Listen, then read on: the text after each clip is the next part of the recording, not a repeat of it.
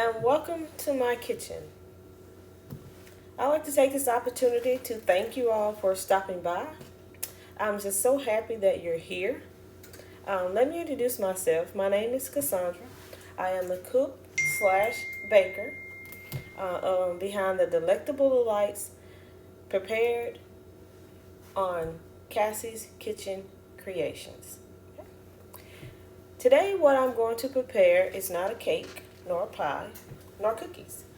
Today, I'm going to prepare Black Angus, which is USDA choice, and these are the thin cut ribeye steaks. I'm going to show you how I prepare mine. No, I'm not going to put them on the grill. I'm going to prepare them in the oven. I'm also going to prepare roasted Brussels sprouts, which is it is my favorite vegetable. I can eat these morning, noon, and night every day. I have already sliced these in half. I've already washed these, and I've already cut the ends off them, which is how I prepare mine. I'm going to allow these to dry, and while they're drying, I'm going to go ahead and wash the meat, and then I'll come back and season these and have them ready for the oven. I'm also going to bake some Idaho. These are the golden iced potatoes. I'm going to bake 2 of these, and I'm also going to bake some red sweet potatoes. I don't like red sweet potatoes. I prefer the white. But you'll notice as I prepare things, I usually have a variety because everyone has a different taste and they want different things with the meats or even the vegetables that's prepared. So I aim to please. I'm going to do the iced potatoes. One, of course, is for myself, and I'm going to do the red sweet potatoes for someone else. Okay? So I'm going to show you how I prepare mine and how I season my Brussels sprouts as well as how I prepare my meat. The first thing I'm going to do is I'm going to take some butter. Now you can use vegetable oil, you can use canola oil, you can use any oil that you use, grapeseed oil. They all work the same, but I just like to butter mine. So I do wash my potatoes, the iced potatoes. I wash them very well, let them dry, and then I butter the outside. This is not saying that this is the correct way. This is the way I do it in my kitchen, okay? And I like it. Then I will place it on a piece of aluminum foil wrap because I'm going to wrap them and I'm going to place them in the oven and I'm going to bake them at 350. As you heard my oven singing a few minutes ago, it's already preset to 350 degrees Fahrenheit. So I'm going to place each one. I'm also going to place butter on the sweet potatoes. Again, this is not saying that this is the correct way. This is just the way I prepare mine.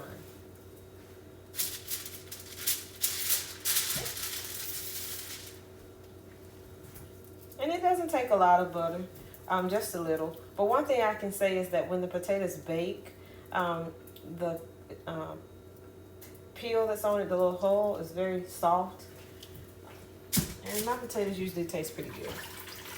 Okay, so let me just remove the butter, the oil from my hands.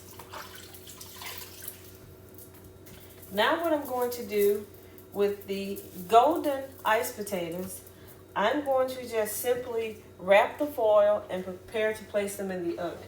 So I do use the aluminum foil wraps. You can just buy aluminum foil and, tear it off, but I like the wrap.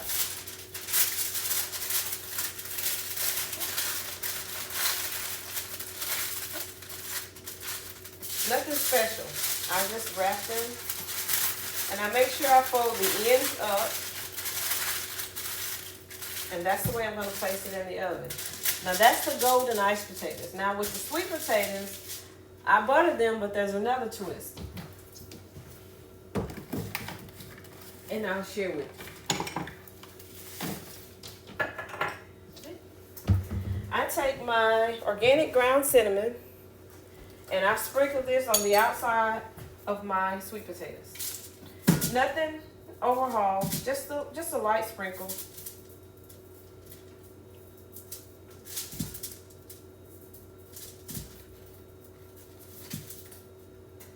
And I will say when they're baking, it's a very nice aroma in the kitchen. And then I'll also take ground ginger. It's organic as well. And I'll lightly sprinkle it as well. I know a lot of you are saying, oh, that's what you're going to put on it once it's baked. Yes, it is. And I also put it on there as it's baking. Right? So then I'll take the sweet potatoes and I'll position them in the center of the foil, just like the iced potatoes. And I'm going to fold the wrap, and I'm going to, again, fold the ends up.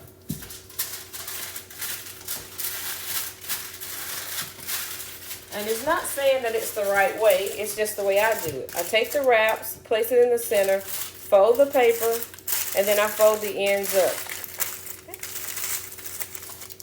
And that's usually what it looks like. A nice little fold, nice little wrap. Okay? So then I will take these and I'm going to place them in the oven at 350 degrees Fahrenheit.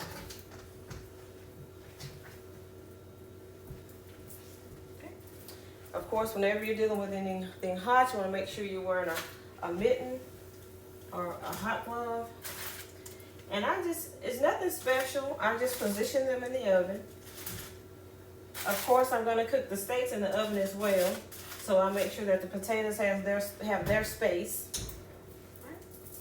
Right, the next thing I'm going to do is I'm going to prepare the meat.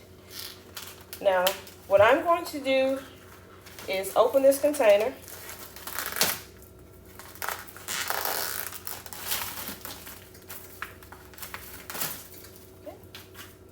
And I'm going to take the meat one by one. And of course, I'm going to turn on the cold water. And I'm not going to turn it on full blast. I'm just going to turn it on just so that it streams out. And yes, I wash my meat. All meat that I buy from the store, I wash. A lot of people say, oh, you're going to put it in the oven and the oven's hot enough and it's going to kill everything on it. I'm a scientist. I know that. But I also wash my meat, and this is for peace of mind. Meat goes through a lot of different processes. If you've never worked in the industry, you wouldn't understand. A lot of instruments, a lot of hands. And yes, it will kill it. But I'm going to help it. Because I'm going to wash the meat, and I'm going to also allow the meat to dry.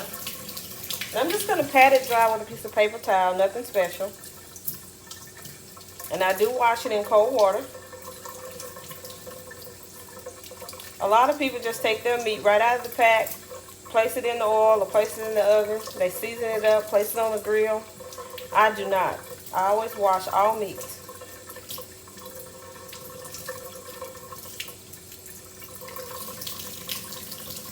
Okay. So now I have my meat washed. I'm going to allow it to kind of drain a little. And then after it drains, probably for about 5 minutes, I'm going to remove the excess water, pat it dry. And then I will place the butter on the meat and I will season it. And then I'll be ready to season my Brussels sprouts because they seem to be drying fairly well. I'm just going to flip these over right quick. And then I'll be ready to oil them and season them as well. So while I'm doing this, I'll place you on a brief hold or a pause, and I'll be right back with you. All right, bakers, I'm back. So now what I'm going to do is prepare the meat to go in the oven. So I also take just a little butter, not a lot, and after I have patted the steaks dry, I've removed most of the excess water. I just take the butter and I rub it in. Now, what the butter does, you can use butter, vegetable oil, canola oil, grapeseed oil, olive oil, whatever oils you use is fine. But the purpose of it is that it allows the seasonings that you prepare to actually stay on the meat. Okay, it helps it to adhere clean. And I do both sides because of course I'm going to season both sides.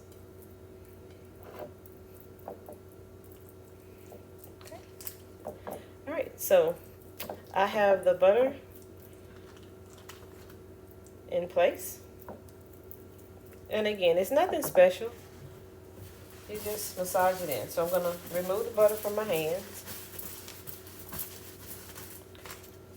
So this is what it looks like once you've buttered it. Okay. So now I'm going to add the seasonings. To one of the steaks, I'm going to add salt because that's per request of the consumer. And on the other steak, which is going to be my steak, I'm not going to add salt because I do not eat salt. Okay, so I don't measure that. I just sprinkle a little salt on. Then I'm going to add pepper, of course, black pepper to both.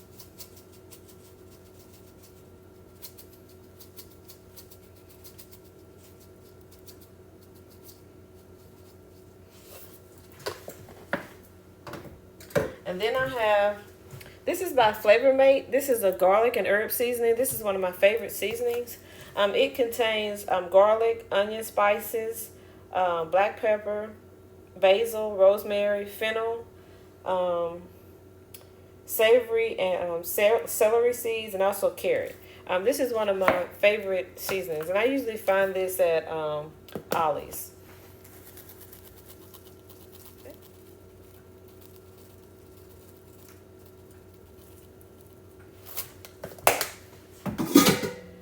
Next will be my onion powder. Although it's in the seasoning that I just used, I do add a little more. Then I have the garlic. You can add garlic salt, garlic powder, whichever you prefer.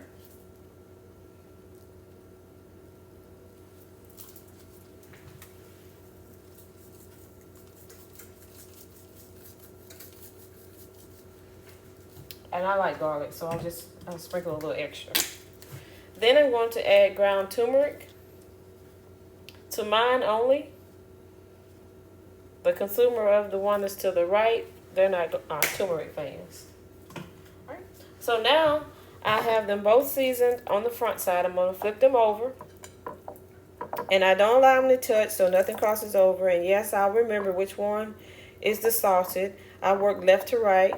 Being a scientist, that's one of the analytical skills that we have. So whenever I'm preparing stuff in the kitchen, I do the same thing. I use that concept, left to right. What's on the left is mine. What's on the right is for the other person. All right. So again, I will place salt on the one that's on the right.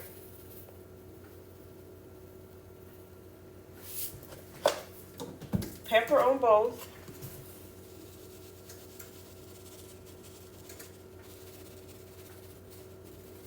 And of course, you know, when you're seasoning food, you season it to taste. Usually when you've cooked enough for the people who you serve until you kind of know what's the right amount. No need to get a measuring spoon. This is my Flavor Mate garlic and herb seasoning to both sides. I'll sprinkle a little onion powder. Just for a little added flavor. The garlic. And this is garlic salt, of course. And then I'll add turmeric to mine.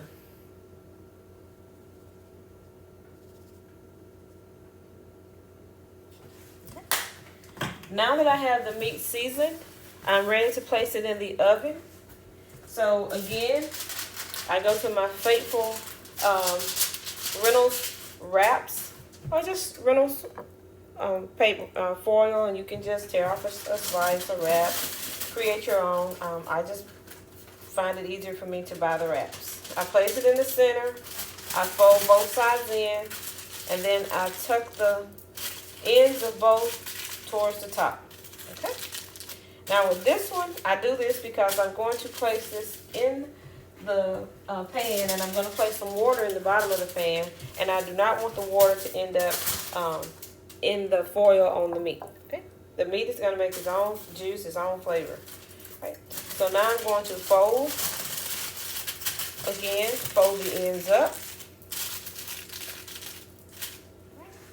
And then I'm going to take my pan, and the one on the left belongs to me, and the one on the right is the one that has the salt, belongs to the consumer. Right? Another consumer. Gonna place a little water in it, not a lot. And now it's ready to go in the oven. Okay? So now I'm just gonna open the oven door and slide it in.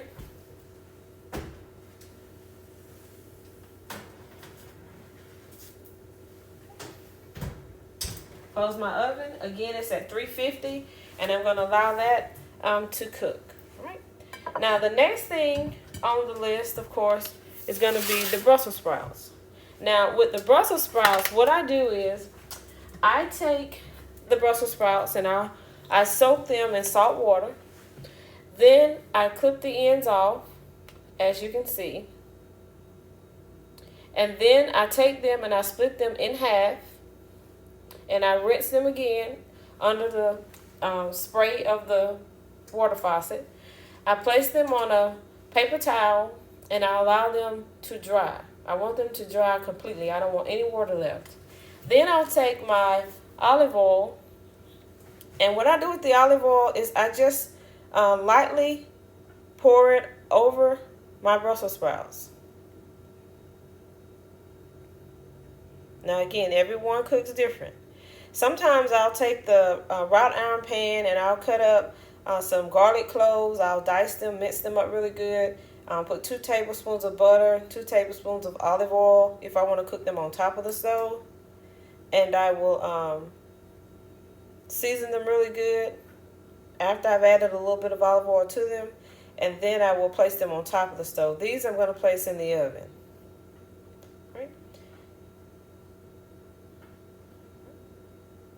Right, so I just make sure that they all get a little olive oil, because again, the oil helps the seasoning to adhere to whatever it is that you're preparing. Right. So now I'm going to season them. Now again, I'm going to split this pan in half, because half of the pan is going to have salt and the other half is not going to have salt. Can you guess which side? The left side will be my side. It will not have salt. And the ones that are baking on the right side are the ones that's going to have the salt on them. Okay.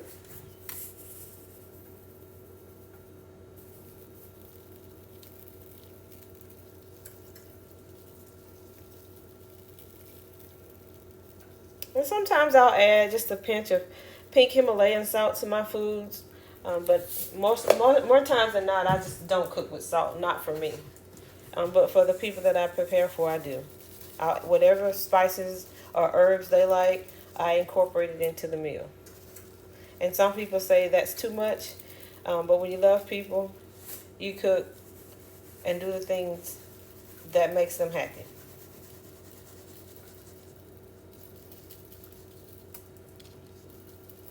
Because I grew up in a house where whatever was cooked was what you ate, whether you had the taste for it or not. And I learned over time that it wasn't that you didn't like it. It's just that at that particular time, you didn't have the taste for it, or it wasn't prepared the way that you liked it. So, as we grow, we learn. Wisdom comes with age. Then I'm going to add my garlic and herb seasoning. And I don't put too much. I don't overkill. I just sprinkle it pretty good. I'm pretty good about measuring, and I can eyeball it. I know when enough is enough. And as you can see, I use the same seasoning that I use for the meat. Salt, pepper, the garlic salt, onion salt, my herbal seasoning. And on mine, of course, I'm going to use a little turmeric. And don't let me forget the onion salt, powder, sorry. Just a light sprinkle. And now I will add the turmeric only to mine.